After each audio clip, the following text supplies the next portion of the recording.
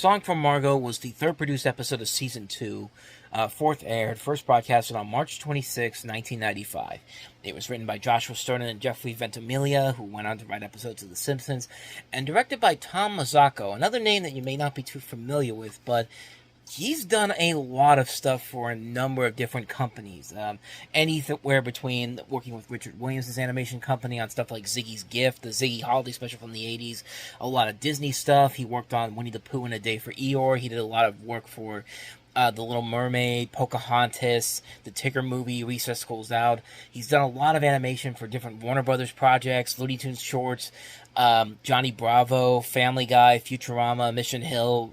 All the way, he's still working to this very day. The most recent thing he did was he was the animation timer on stuff for like Big Mouth and a couple of DC animated films. Worked on Garfield the movie, Hercules. I mean, he's done a ton of stuff, so it's very interesting to see him direct an episode of this show. But he's done a ton of stuff. Definitely look him up, Tom Mazzocco.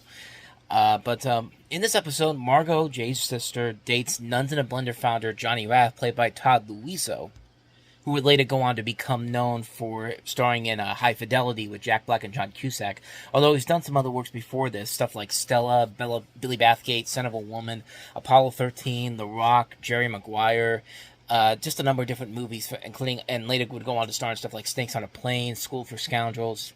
Again, a guy who's been in a ton of stuff that you probably have not heard of, honestly.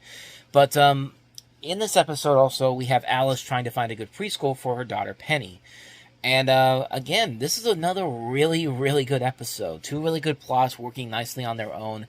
You know, Margo getting a bigger story to work with. And once again, Nancy Cartwright giving a really solid performance as Margo, giving us, making us buy into the story more. And you do believe that she really does, she and Johnny do have some sort of connection. But, you know, Johnny's a big rock star. And, of course, what's the one thing that rock stars are going to do? They're going to fool around with other women. And, unfortunately, that happens in this particular episode. But it does lead into an incredibly funny payoff that happens at the very end of the episode.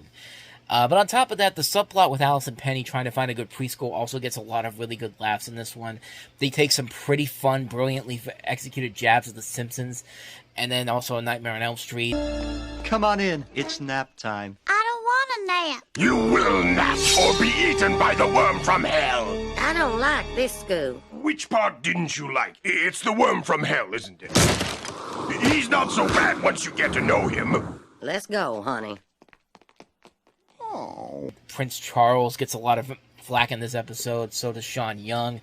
Michael Jackson, there's a great Michael Jackson joke in this episode that just, it's one of those jokes that, like, it's so simple, and you know exactly what the punchline's going to be, but when it happens, it's just like, it's freaking hilarious, man. I love it, and you know, it's just a great episode all around. A lot of really good funny moments, a lot of really good animation. I mean, this is another really, really good episode. Another one that just shows how good this show was really moving in the right direction heading into the next season. But yeah, really great episode. Excuse me, sir. The show's over. Is the snack bar still open?